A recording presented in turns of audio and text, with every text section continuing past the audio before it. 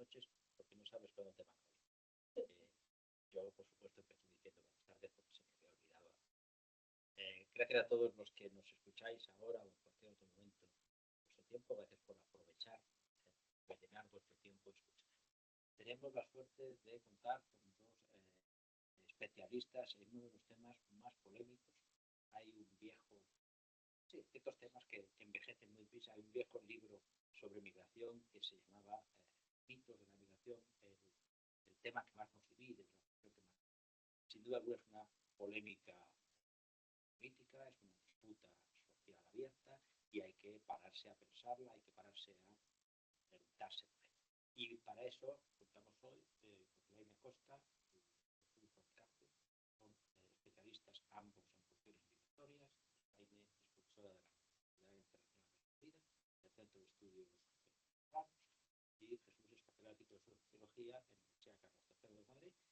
Os damos sinceramente las gracias por perder o ocupar vuestro tiempo con nosotros, por estar hoy en la Universidad Campus de Vitoria, en el Instituto para el Bien Común, preguntándonos por qué es la migración, cuál es su origen, cuál es su protección, cuáles son los problemas serios, graves y interesantes que gracias y gracias a todos. Entremos en materia.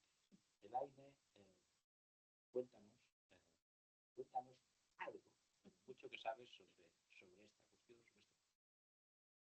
Y bueno, primero que todo, muchísimas gracias por la invitación, encantadísima de estar aquí, de compartir en la universidad, de conocer también al doctor Jesús, de poder conversar un rato sobre esos temas que ya me apasionan hace un tiempo. Y la verdad es que sobre todo quiero compartir en estos breves minutos iniciales algunos de los resultados que hemos encontrado en el último estudio que hemos hecho sobre lo que le hemos llamado nuevos flujos migratorios en las Américas, ¿no? Veíamos que efectivamente, y yo creo que eso ha sido también agenda noticiosa, ¿no? En todas partes del mundo, el éxodo migratorio significativo, sobre todo procedente de regímenes autoritarios como el caso cubano, venezolano, nicaragüense, por lo menos en la región latinoamericana, y otras migraciones que probablemente, comillas, más, otros flujos más tradicionales que igual continuaron produciendo. Entonces nos estábamos preguntando si acaso post pandemia, ¿no? Y con los cambios también en el contexto político en la región, con la llegada de Donald Trump al poder en Estados Unidos, también con la consolidación de regímenes autoritarios y tal, si acaso estaban produciéndose nuevas dinámicas, ¿no? Y nuevas características del fenómeno migratorio, o, bueno, pues, se mantenían más o menos las mismas. Entonces nos abocamos a tratar de estudiar concretamente grupos, tres grupos migratorios, el caso de los cubanos, de los venezolanos y los salvadoreños. Ahí curiosamente la tesis también era averiguar, es un flujo que tradicionalmente se ha mantenido por muchos años por diversas razones, y ver cuánto de la llegada de Bukele podría estar influyendo en lo que la prensa recogía como fenómeno ya de retorno masivo de salvadoreños a su país, si esto era tan cierto o no. Y luego vimos esto, exploramos estos flujos en 4 países, o sea, hacia dónde se dirigían, hacia Estados Unidos, hacia México, Colombia y Chile. O sea, 4 contextos de recepción en la región, muy diferentes, pero que estaban recibiendo fundamentalmente a estos 3 grupos. Entonces, nos interesaba saber, bueno, qué estaba pasando en términos de políticas migratorias, en términos de estrategias de integración para estos grupos de migrantes, también el tratamiento mediático del fenómeno. Algunos de estos temas estuvimos explorando. Y bueno, grosso modo yo creo que podríamos acá conversar después, pero 8 puntos yo diría, o efectivamente uno puede hablar de una cierta novedad en estos flujos migratorios. Nosotros por lo menos detectamos al menos unos 8 rasgos que podríamos discutir después, pero uno de ellos claramente es la magnitud, ¿no? Estamos hablando de un volumen, por lo menos en la región, prácticamente sin precedentes. El caso venezolano es claramente más espectacular, entre comillas, en términos de volumen. Estamos hablando de más de aproximadamente 8 millones de migrantes en un lapso, ¿no? Muy corto de tiempo. El caso de los cubanos, estamos hablando de un éxodo histórico. Las cifras que hemos estimado, porque los cubanos no publican cifras oficiales, pero las cifras que hemos estimado superan solamente entre 2021 y 2024, superan todas las oleadas migratorias de cubanos previos, o sea, post 50. Esto ya es sencillamente impactante, tanto en términos de hacia dónde se dirigen, como también en términos demográficos, porque estábamos comentando anteriormente, en términos demográficos del país del que sale, ¿no? O sea, son impactos devastadores. Entonces, y en el caso salvadoreño también se mantenían cifras importantes de migración, sobre todo hacia Estados Unidos, que es su destino histórico principal, que pareciera que esa migración de retorno entusiasta no estaba siendo. Entonces, tenemos entonces en un periodo muy corto un volumen muy considerable de personas migrando, que obviamente también, y en un periodo también muy particular.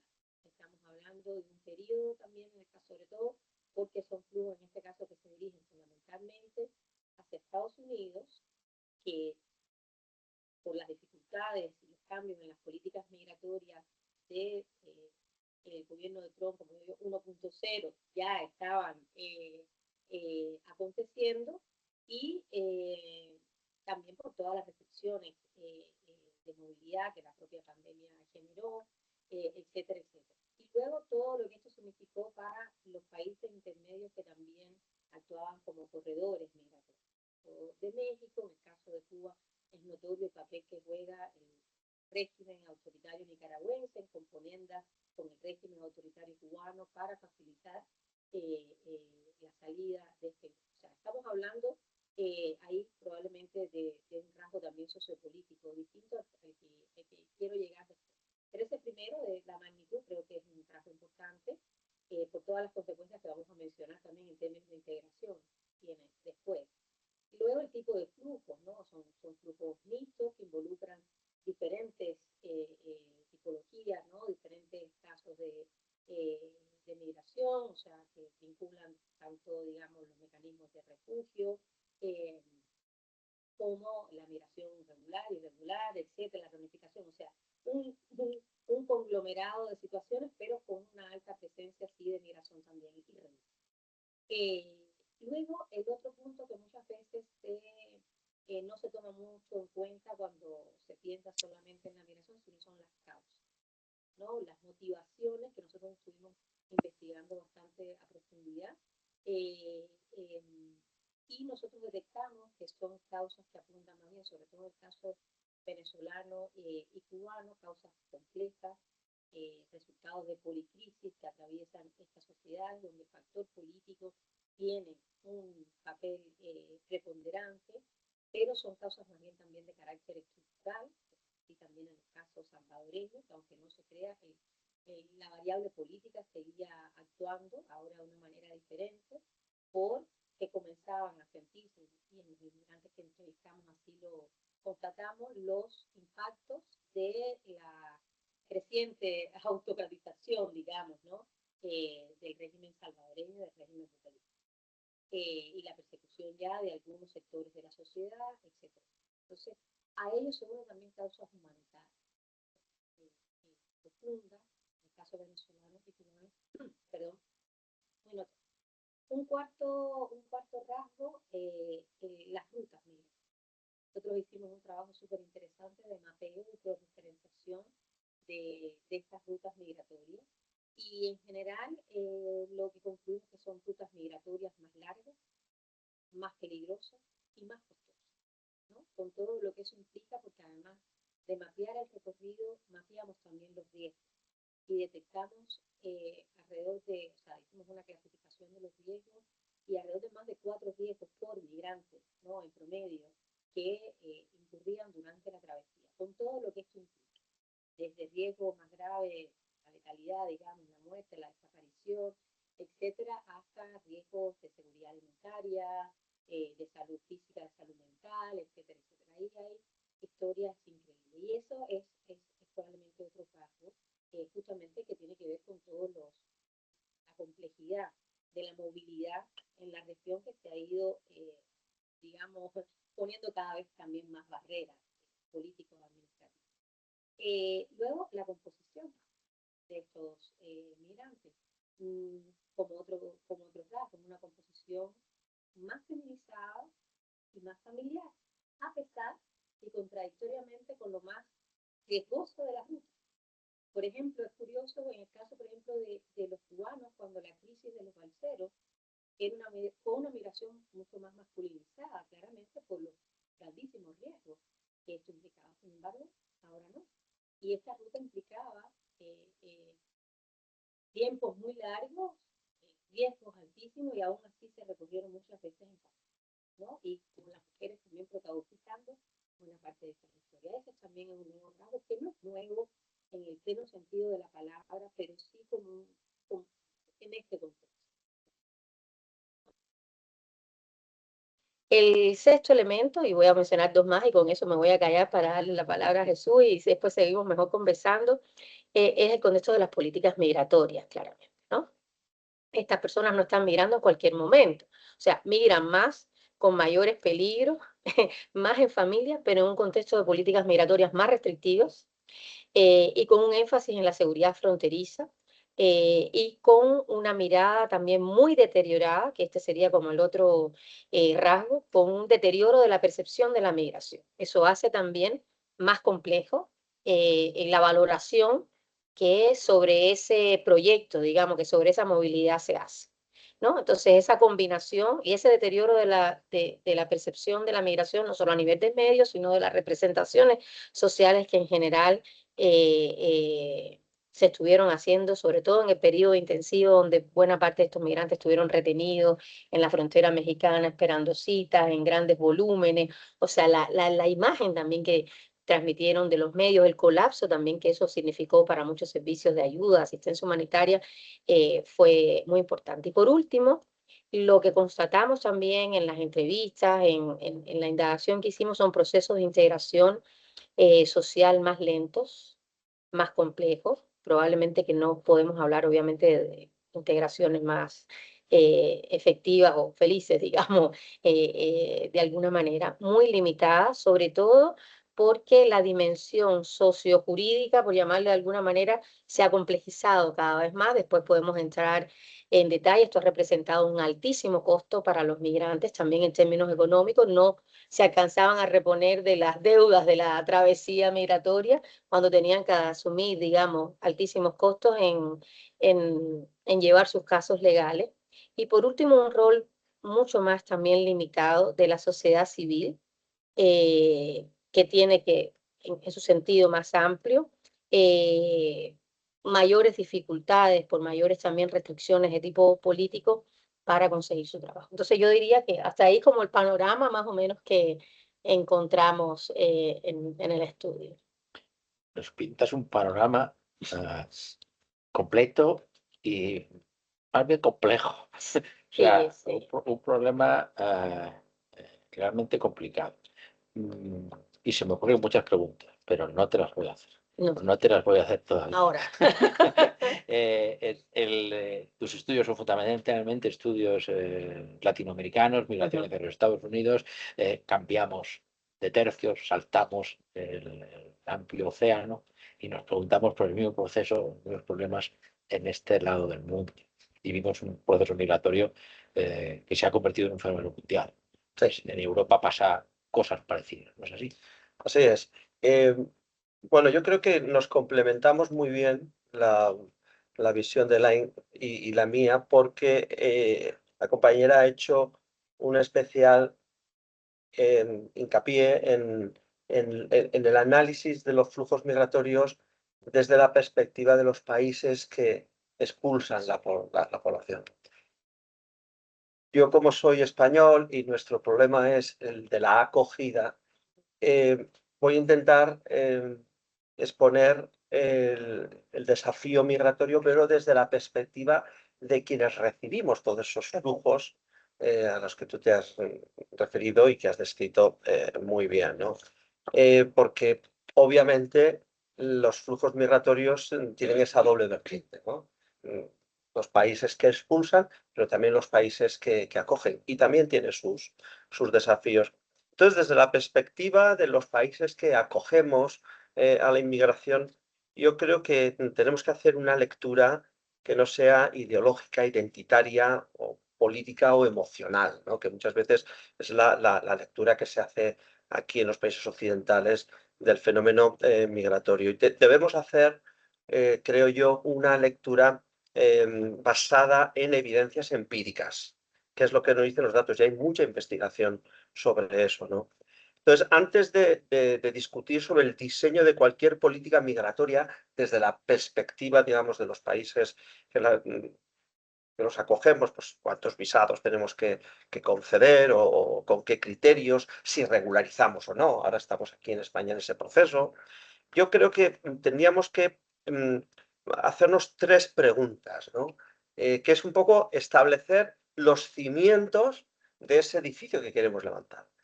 Y en primer lugar es España, Europa, ¿no? ¿Necesitamos inmigrantes o no? Igual no los necesitamos. Entonces, en función de si los necesitamos o no, las políticas serán distintas, ¿no? En caso afirmativo, ¿cuántos?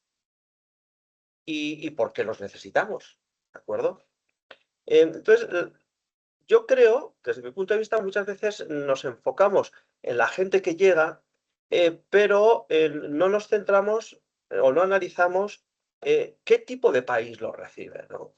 Y yo creo que en lugar de mirar a los que vienen, también tenemos que analizar, nos tenemos que analizar nosotros, en primer lugar, cuál es nuestra situación. Porque la inmigración yo creo que tiene consecuencias socioeconómicas muy positivas, pero estas consecuencias no son positivas por arte de magia, sino que los efectos de esos flujos migratorios que nos llegan a los países occidentales, a España en concreto, dependen en gran medida del marco socioeconómico e institucional que nosotros tenemos, ¿no? Para que un país progrese y para que un país se aproveche de las ventajas de la inmigración, creo que debería cumplir 5 condiciones. La primera es que tiene que ser un país donde haya libertad económica, donde se respete la propiedad privada, porque los datos son tozudos. Los países con mayor libertad económica, con menor intervencionismo estatal, son los más prósperos. Antes te referías que muchos de los países que expulsan son países con muy escasa libertad o autoritarios, ¿no? En segundo lugar, tiene que ser países donde se respeten los derechos individuales, donde el protagonista sea el ciudadano, no el gobierno.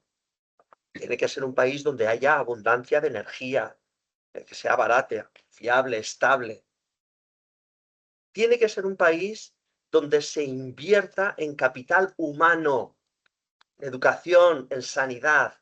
Porque el recurso más importante que tiene España, que tiene Europa, que tiene cualquier país, el recurso más importante es su población, no es el petróleo, no es el oro, es su población. La población que esté bien educada, que esté sana y que tenga un entorno socioeconómico institucional de libertad.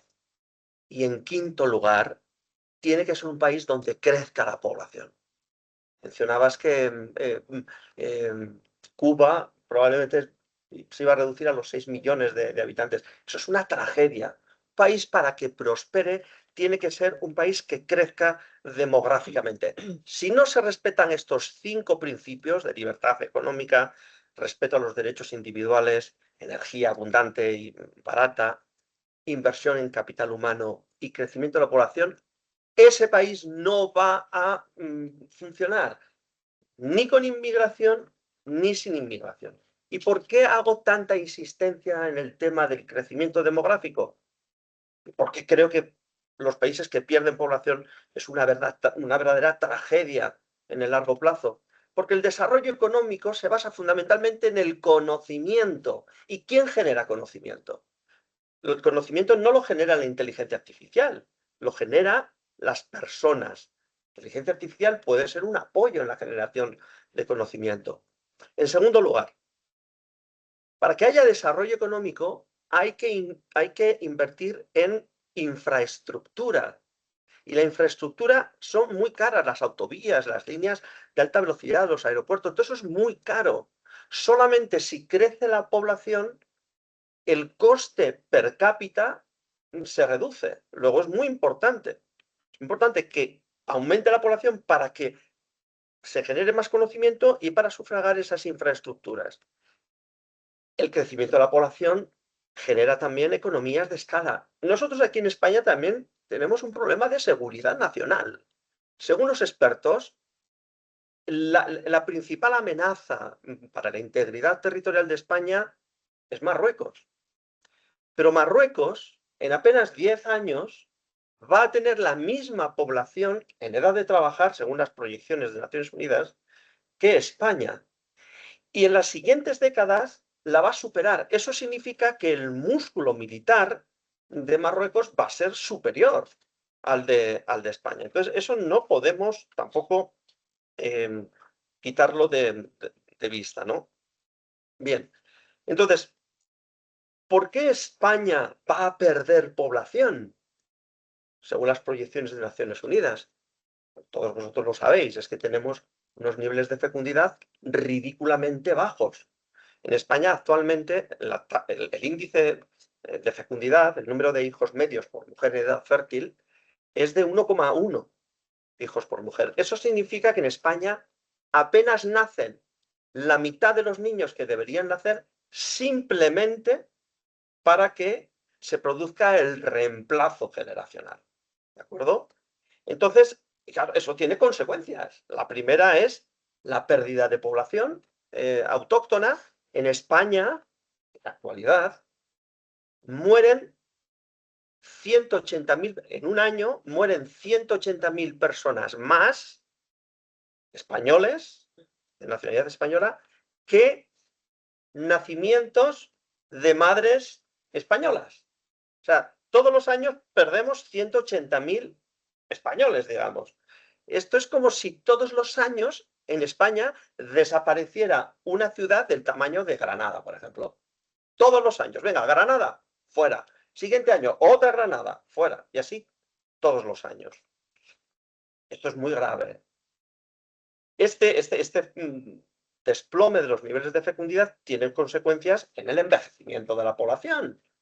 El índice de envejecimiento en España se está acelerando. Por ejemplo, en el año 1975, que tampoco es la prehistoria, en el año 1975, por cada 100 niños de menos de 16 años, había 38 personas de 65 y más años. 38. En la actualidad, por cada 100 niños de menos de 16 años, hay 149. Es decir, se ha cuadruplicado el índice de envejecimiento en tan solo 50 años. Entonces, como demógrafo, me preocupan mucho estos indicadores por sus impactos socioeconómicos y yo creo que ningún político, ningún ciudadano responsable debería ignorar. Entonces, ¿podemos revertir estas tasas de fecundidad? Porque hay gente que dice, no, que no venga gente de fuera, que lo que hay que hacer es fomentar los niveles de fecundidad. Eso es también otra de los argumentos, ¿no? Entonces, mi pronóstico es que desgraciadamente el nivel de fecundidad no va a aumentar en España en las próximas décadas. No, pero es que si cambia el gobierno y entonces un nuevo gobierno inicia políticas de fomento de la natalidad, de apoyo a la familia, entonces va a aumentar. A ver, ojalá se desarrollan todas esas políticas y yo creo que son necesarias. Pero, por ejemplo, Víctor Orbán en Hungría, cuando llega en el año 2010, puso en marcha una serie de medidas fiscales muy generosas para apoyar a las familias, para la compra de vivienda de los jóvenes, etcétera. ¿Y qué es lo que consiguió? Pues sí, consiguió subir unas décimas en el índice de fecundidad, pero muy poquito, se quedó muy por debajo del nivel de reemplazo. Es decir, los resultados han sido modestos. ¿Eso significa que no hay que hacer ese tipo de políticas? No, yo creo que hay que hacerlas, pero hay que ser realistas. Y que es decir, aunque se realicen ese tipo de políticas, no vamos a conseguir levantar mucho más los niveles de fecundidad. ¿Y por qué? Bueno, esto ya es motivo de otro seminario, ¿no? Yo creo que el desplome de la fecundidad se debe al intervencionismo estatal. Hemos hecho un diseño del estado de bienestar donde se protege a los mayores y se castiga mucho a la gente joven que quiere iniciar pues nuevos proyectos de vida y hacer una familia, etcétera, etcétera, ¿no?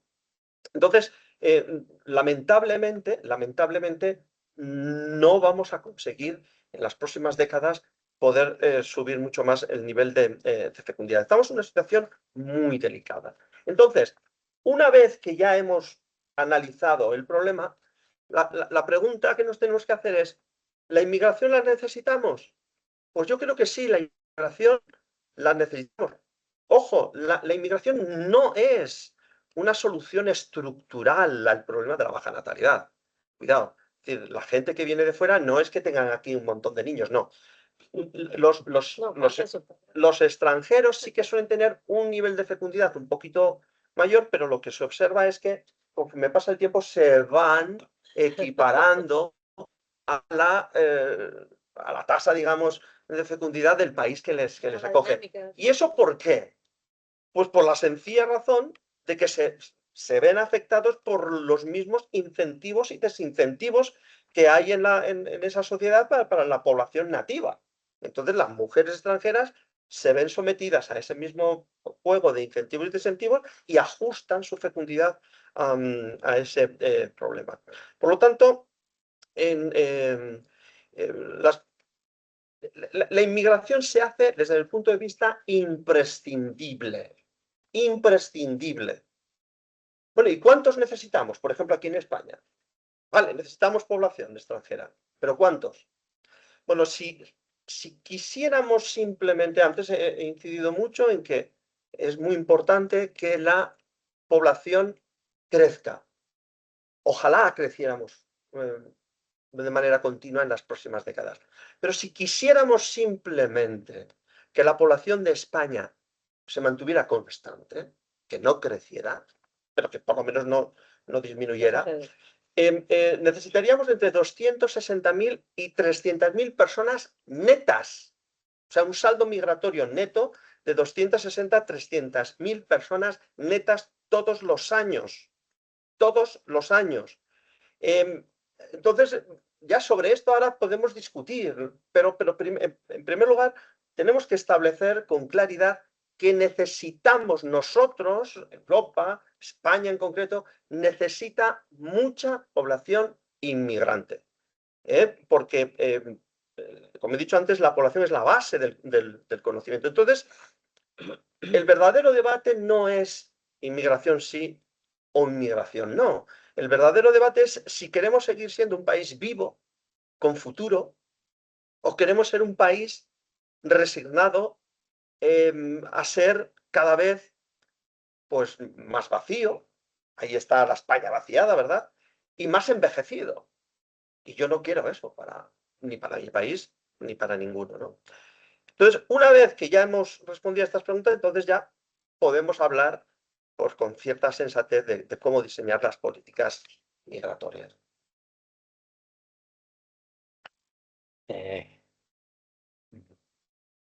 Necesitamos mucho más tiempo. Son muchos temas y todos muy complejos, pero interconectados, ¿no? Sí, realmente os escuchaba, hay una cuestión evidente. Creo que es difícil negar esa cuestión. Hay unos flujos migratorios que salen asociados a una problemática. A veces es una problemática, digamos, por entendernos pacífica. Busco mejorar mi vida, busco mejorar mis perspectivas de futuro, mías y de mi familia. Otras veces son crisis estructurales que obligan a millones de personas a desplazarse más o menos lejos. Y tenemos un problema gravísimo en el mundo, en Europa, y no solamente en Europa, que es un problema demográfico y una demanda de gente y una necesidad de gente. Si partimos de ahí, esto tiene que ser. La pregunta es cómo tiene que ser. Entonces, el elemento que yo creo que hay que pensar de alguna forma es en las políticas, si es posible diseñar una política conveniente, si esa política conveniente debe ser una política de vigilancia estricta de la frontera, si eso tiene sentido, si debemos ser capaces, que yo creo que debemos ser capaces de separar la propaganda que tanta rentabilidad electoral nos da en torno a los inmigrantes o digamos, de las políticas de Estado, de la conveniencia, y ahí sí me gustaría que os detuvierais mínimamente. ¿Por qué? Hablabas de Trump, no solamente Trump, Orban y otros muchísimos. Y da igual de derechas o de izquierdas, el mundo político ha modificado teóricamente su política migratoria. ¿Cómo ha afectado eso a un proceso migratorio? Esas nuevas intenciones de cerrar fronteras, ¿cómo han afectado? ¿Tienen sentido? ¿Tienen lógica hacerlas?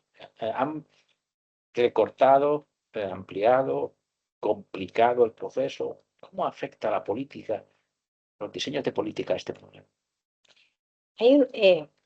Bueno, no sé si he tomado la palabra descaradamente, pero es que me estaba diciendo eso y estaba pensando, cuando estábamos haciendo el estudio, entrevistamos también a organizaciones y actores importantes, no solo los migrantes, es la visión también de diferentes actores, entre ellos, por ejemplo, los actores del sistema judicial, los abogados, organizaciones de migrantes que llevan los procesos de regularización. O sea, y había una frase que me llamó mucho la atención y que además se repetía de diversas maneras, ¿no? En el caso de Estados Unidos, pero yo creo que pudiéramos discutirlo para el sistema mundial de la gobernanza mundial de las migraciones, ¿no? Y la frase era: el sistema está roto, ¿no? Y estaba roto antes de Trump. No, tampoco aquí vamos o sea, obviamente ha aprovechado también ahí políticamente una oportunidad, digamos, política de agravar, o sea, digamos, de echar mano de una especie de chivo expiatorio que es muy rentable, como bien dices tú, políticamente, y eso lo ha hecho de manera magistral, ¿no? Entre comillas. Y en la versión 2.0 se ha llevado a niveles, digamos, el segundo gobierno, pues a niveles ya de sofisticación suprema, ¿no? Y que además envalentona de alguna manera también a otros gobiernos en la región, hay que decirlo, que han ido replicando ese tipo de políticas de un problema muy centrado, la migración como un problema de seguridad nacional, como un problema de fronteras, y muy vinculado también a problemas en el fondo de la política interna de los respectivos países que no pueden resolverse y se desvían claramente hacia otro. Sí, yo creo que ese nivel de rotura del sistema, que también es de alguna manera estructural, fue claro en el caso de Estados Unidos, porque ni siquiera gobiernos, digamos, con una cierta visión un poco más diferente, más centrada en derechos de la migración, fueron capaces de promover reformas migratorias como las que se estaban requiriendo de carácter integral para digamos, resolver el punto de quiebre en el que se estaba, que con la llegada de políticas como la de Trump lo que hacen es agravar y profundizar el problema. ¿Qué pasa con esto? Que esto al final termina impactando no solo la vida de los migrantes, que obviamente son las más impactadas, sino a todo el sistema y la sociedad en su conjunto, porque, como bien decía el profesor Jesús, la migración afecta, determina, impacta, se correlaciona con casi todo, o sea, de partida y en muy buena medida con el sistema laboral y de empleo de los países, pero también con el sistema jurídico, los servicios sociales, el sistema sanitario, etcétera, etcétera, ¿no? Y algo que no se ha dicho acá también, que y pocas veces se reconoce, o sea, esa fuerza laboral, esa mano de obra viene a contribuir también a sistemas de pensiones, a sistemas de seguridad social que muchas veces también están con un problema de sostenibilidad importante. Entonces yo creo que aquí también tenemos un problema de sostenibilidad estas políticas que probablemente están ahora en su momento, como digo yo, glorioso, de mayor auge, políticas punitivas y de control de la migración que a mi juicio no van a ser sostenibles en el mediano y largo plazo. O sea, esto vamos a tener que de alguna manera llegar obviamente a ciertos acuerdos, consensos sociales, obviamente muy en dependencia de los gobiernos en cada país, etcétera. También las dinámicas, en este caso de las políticas migratorias en Estados Unidos, marcan también la de muchos otros países en la región, pero claramente esa mirada que olvida completamente el problema de los derechos, de la movilidad humana, también como un derecho. Nos hemos acostumbrado a hablar con una tremenda libertad de la movilidad de los capitales, de la movilidad de los bienes, etcétera, etcétera, de la globalización de una serie, digamos, y de derechos menos de las personas. Y eso que parecía, digamos, hace unas décadas, digamos, una especie de rasgo, de un anticipo, hoy se ha convertido en un gran problema, ¿no? Porque justamente lo que se ha venido a recrudecer es esa mirada más criminalizada del migrante, cualquiera sea este, salvo casos muy excepcionales, y en ese sentido es muy difícil también revertir hacia una opinión pública que favorezca un debate público no solo sobre la necesidad de la migración, sino también como el derecho que tenemos las personas, como en algún momento en la Unión Europea se habló de una libre movilidad, etcétera, etcétera, pero resulta que algunos nos podemos mover con mayores facilidades que otros, ¿no? Y te ponía el ejemplo anteriormente también del caso de Estados Unidos, un país construido en base a una lógica completamente diferente, ¿no? de la migración a la que tenemos ahora. Entonces yo creo que es un modelo que efectivamente a lo mejor está en su auge, en su punto ahora crítico de imitación, pero que a mi juicio va a entrar en quiebre en algún momento porque no es sostenible, porque sencillamente las realidades demográficas, económicas e incluso políticas no lo van a permitir.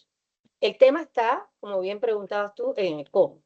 Y en el cómo la ciudadanía puede activarse, en cómo también toda la crisis que a nivel político de los partidos políticos pueden promover estas reformas integrales, etcétera. Cómo camina, por ejemplo, experiencias como la regularización masiva, que no es nueva en el caso español y tampoco en otros países. El caso chileno, por ejemplo, también la ha promovido en otras oportunidades y han sido muy beneficiosas. Entonces no entiendo, o sea, cómo seguir siendo presa, o sí lo entiendo, claro, puedo explicarlo, de este temor creciente hacia la migración cuando realmente la evidencia empírica, como bien decía el profesor, ha documentado por años que son muchísimos más siempre los beneficios en todo sentido, económicos, políticos, culturales, educativos, conocimiento, etcétera, que los posibles perjuicios que puede haber. Por ejemplo, por eso también te digo que no es sostenible, Javier. Ahí hay una cuestión. Indiscutiblemente el inmigrante llega y tiene que asentarse, tiene que asimilarse, tiene que acomodarse. Es un proceso, no sé si dialogado o conflictivo entre la sociedad que le recibe y la sociedad que llega. Y ahí hay muchos mitos, y por eso, sabiendo que has publicado un trabajo, hay una gran leyenda. Hay un tópico que se utiliza en cualquier campaña política buscando votos de un tipo u otro. El inmigrante es Delincuente. O porcentualmente es un grave delincuente, o es una amenaza a la seguridad. Lo cual será. Yo creo que hay como dos grandes mitos en torno a la migración, que es el de la amenaza cultural. Se disuelven las sociedades en sus valores, y la amenaza. Gran reemplazo. Sí, y el problema de la delincuencia. Y eso sí me gustaría. Pues sí, como ha dicho la profesora, en todos los entornos, en Estados Unidos, en Europa, en Australia, cuando se analizan el impacto socioeconómico de la inmigración, siempre es positivo. Bien, yo, para hacer los últimos estudios que he estado haciendo recientemente, he buscado literatura, es decir, publicaciones en revistas evaluadas por pares y tal, tanto españolas como extranjeras, que concluyeran que la inmigración hubiese tenido algún tipo de impacto negativo en el ámbito socioeconómico. Yo no lo he encontrado. O sea, no hay ni una. Se me ha podido pasar.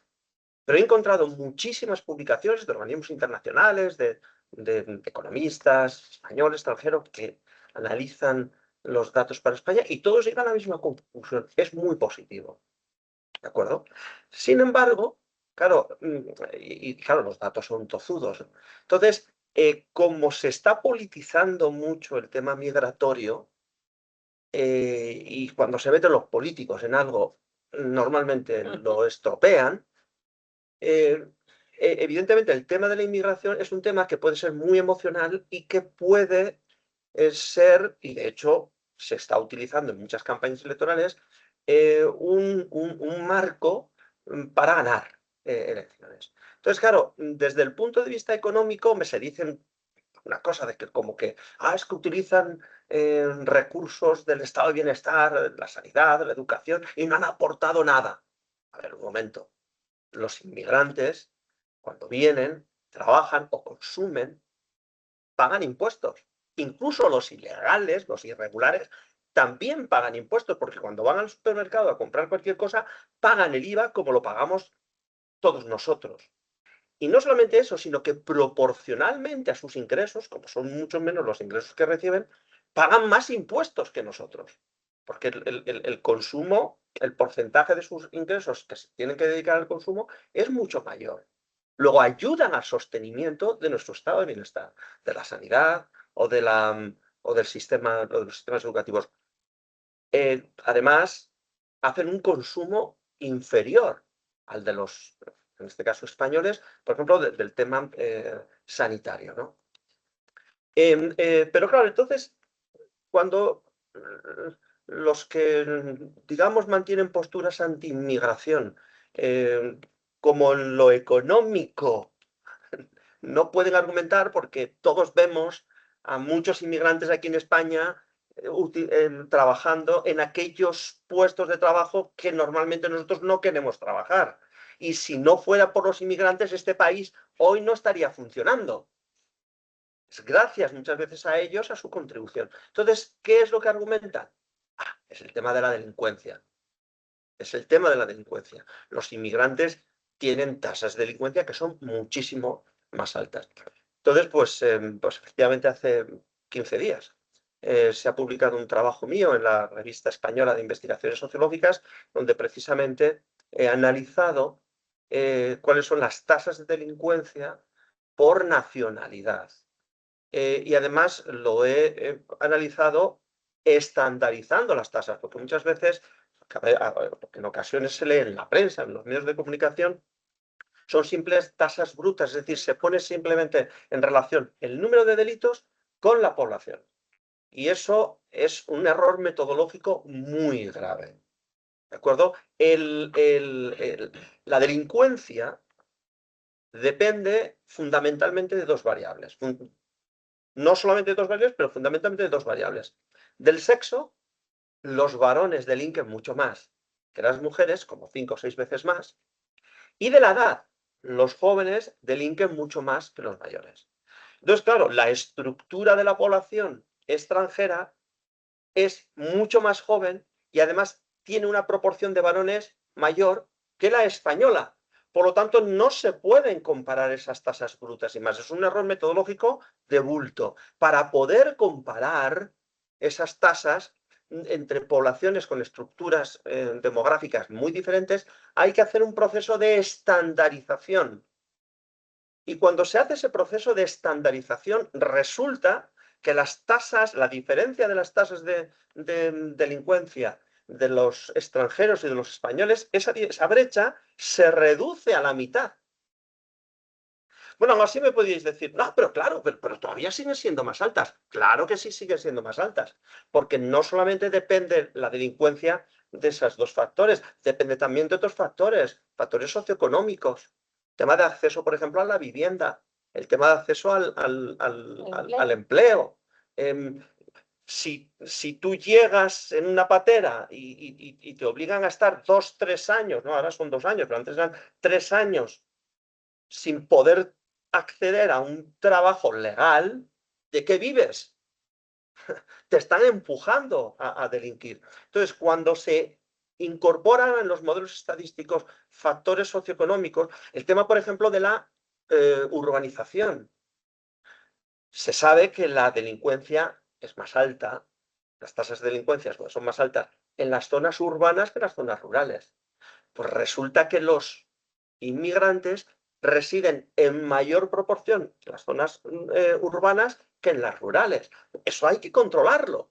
Si queremos comparar españoles y extranjeros, eso lo tenemos que controlar. Bueno, pues cuando se controla por todos estos factores socioeconómicos, resulta que ya no hay diferencias, no se aprecian. Estadísticamente no hay diferencias en las tasas de delincuencia. Es cierto, cuidado, no estoy diciendo que no hay ningún problema, no. Es cierto que en alguna tipología de delito sí que hay importantes diferencias. Por ejemplo, todo lo que tiene que ver con el tema del feminicidio o el tema de delitos de ámbito sexual. Es cierto que entre los extranjeros hay mayor tasa de delincuencia que entre los españoles. Bueno, pues bien, identifiquemos el problema y diseñemos políticas que favorezcan, que corrijan ese tipo de diferencias, ¿no? Pero lo que no podemos hacer es generalizar y pensar que todos los extranjeros delinquen mucho más que los españoles, ¿no? Porque eso es injusto en primer lugar, ¿no? Entonces, tú hablabas antes en la anterior pregunta, que creo que es importante, dice, bueno, ¿y qué hacemos? Si endurecemos las políticas fronterizas. A ver, yo creo que cuando se hace eso, lo único que conseguimos es cuando vienen de fuera inmigrantes de África o de Iberoamérica, pues obviamente se quedan y no quieren regresar. Entonces estamos dificultando las migraciones de retorno. Entonces, si tuviéramos políticas mucho más flexibles, con concesiones de visados mucho más numerosas, en los últimos años estamos dando unas 40, 50.000 visados de trabajo al año. Eso es ridículo para las necesidades que tenemos en España. Pero Jesús, perdóname que te interrumpa, Sí. pero además las posibilidades de integración que para buena parte de esa población tendría si los procesos de regularización fueran más rápidos y eficientes, ¿no? Y eficaces. Luego, que la facilidad, o sea, una vez resuelto el tema de regularización migratoria, que es como la vía, la puerta de entrada para el empleo, para la sanidad, para otras tantas, o sea, para la vivienda, con todos los obstáculos que eso trae, claramente el aporte y la contribución incluso sería mayor porque las posibilidades de consumo aumentan, porque no tienen necesidad, o sea, no tendrían que incurrir en ningún tipo de delito, etc. O sea, es absurdo mantener, o sea, y por eso digo insostenible mantener ese tipo de políticas atendiendo al tema también de la necesidad, además porque en general el sistema contributivo, o sea, el sistema lo necesita, o sea, necesita un mayor aporte. En la medida en que tú tengas a la población migrante en situación irregular, amedrentada, con miedo, etcétera, y al resto de la población, La integración se dificulta. o sea, se dificulta en todos los sentidos y obviamente que los posibles beneficios, los potenciales beneficios, los beneficios efectivos que puede tener son más lentos, Claro. más costosos.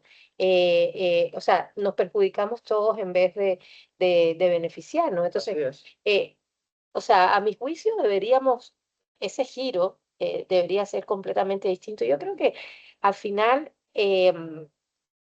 lo que comentabas es algo que se ha convertido como en algo que se repite en la región, claro, o sea, hay observatorios, por ejemplo, el que tiene la OIM, que en la región, en América Latina igual, han estado midiendo los índices de criminalidad en la región con la llegada de los inmigrantes versus la representación social en los medios. Obviamente hay una distancia, un abismo cada vez mayor entre la representación social que existe sobre la migración más criminalizada y criminalizatoria también, del migrante que, en efecto, el aumento real de los índices de delincuencia. Y esos los datos son, y en todas partes, además se mantiene el mismo patrón, no es un problema solo No. de España. En Estados Unidos está lo que se denomina como la paradoja latina, ¿no? Y es que en los lugares donde hay un mayor porcentaje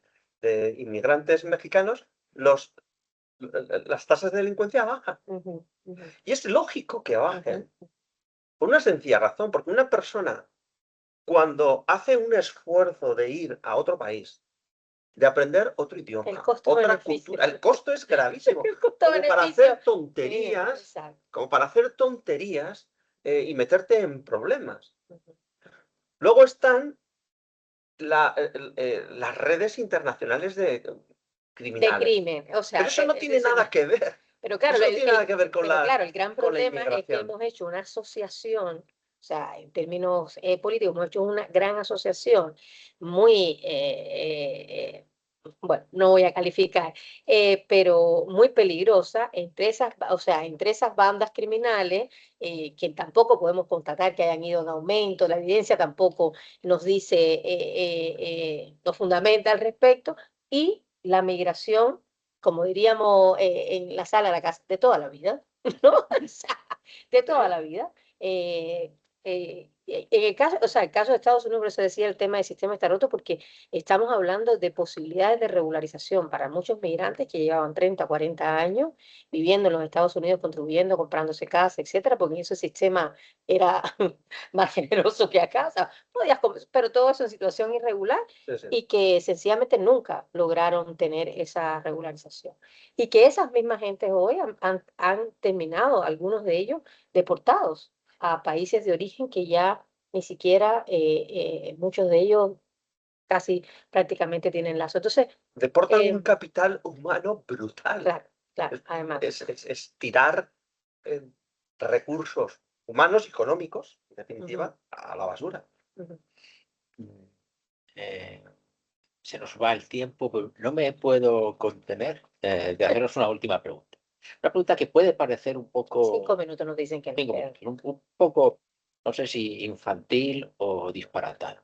Cuando tú hablas con la gente por la calle, a veces lamentablemente no es la gente por la calle, es el alumno en tu clase, un comentario que surge de la imagen que nos transmiten. La imagen que se transmite por televisión es que el emigrante llega masivamente de forma ilegal cruzando el mar en patera. Y la imagen nos deja una imagen de jóvenes, te dicen muchas veces en edad militar, que además vienen con móviles. Tan mal no estarán.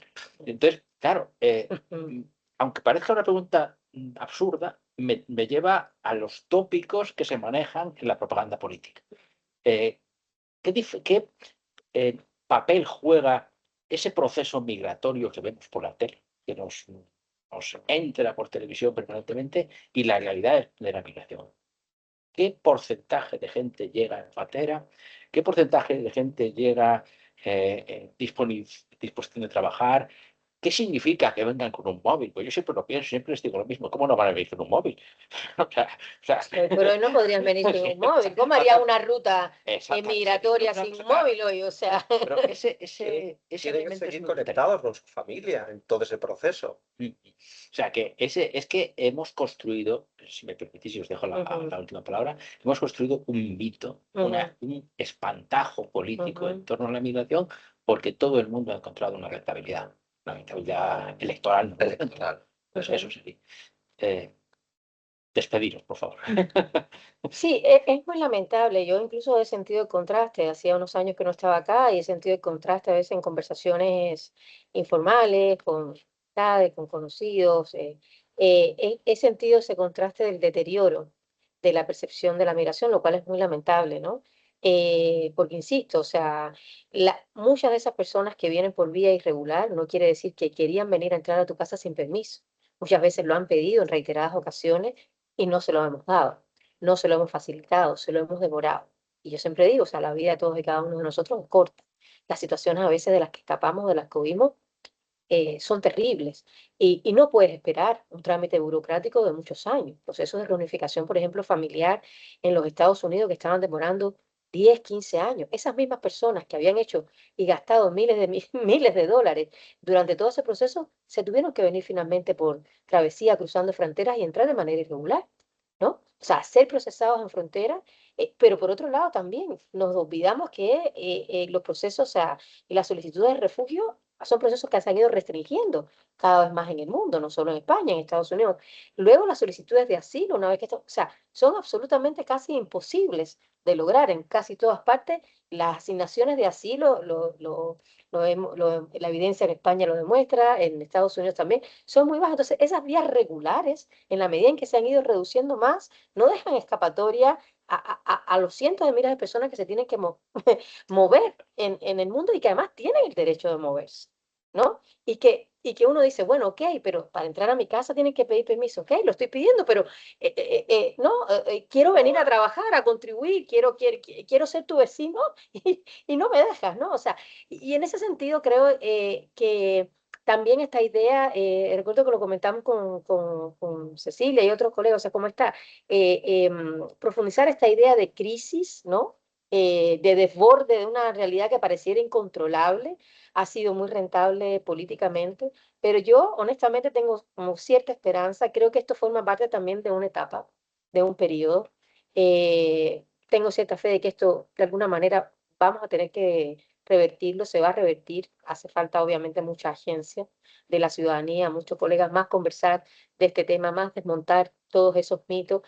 No hablamos que no solo el tema del papel de los medios, ya no alcanzamos por tiempo y ya le dejo, profesor, el tema de las redes sociales también ha sido muy multiplicador y agenciador y amplificador de estos odios. En buena parte de los estudios también está. Pero bueno, o sea, son nuevas dinámicas, nuevas características que identificándolas, de alguna manera también tenemos que incidir políticamente para que se revierta. La profesora incide mucho en el derecho de las personas a emigrar, y a marcharse y tener derecho a poder entrar y que le atiendan sus solicitudes. Pero es que yo cambio la perspectiva. Es que los inmigrantes vienen porque les necesitamos. Que es que les necesitamos.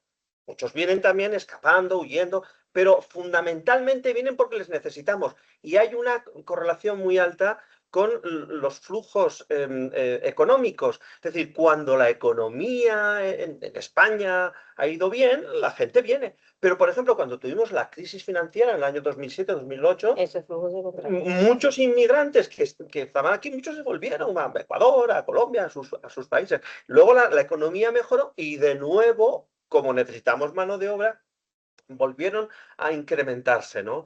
Enormemente. Entonces, muchas veces a través de los medios se presenta la imagen de que está siendo unos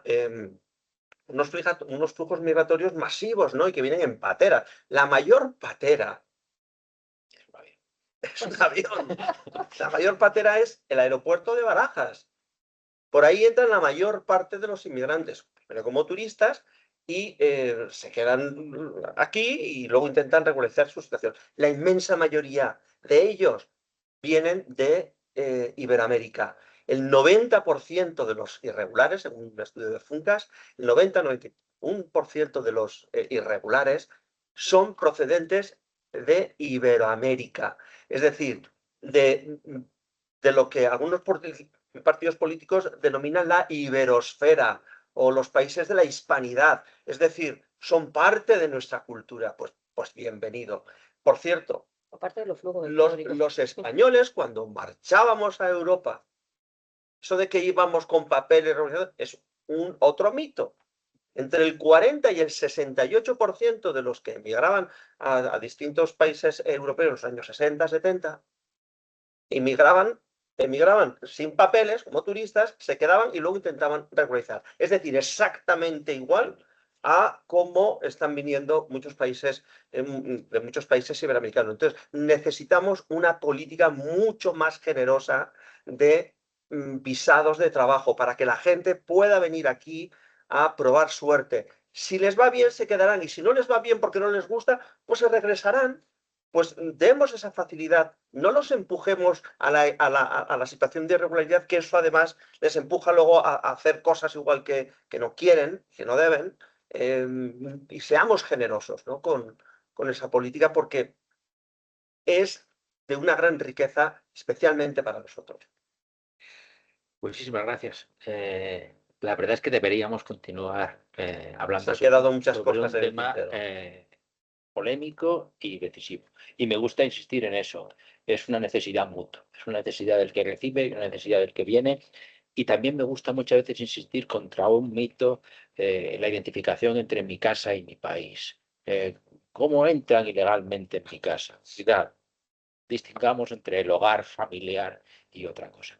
Muchísimas gracias, Elaine, muchísimas gracias, Jesús, por compartir vuestro tiempo con nosotros, y muchísimas gracias a todos los que estáis al otro lado escuchándonos, y bienvenidos cuando queráis a la Universidad Francisco de Vitoria.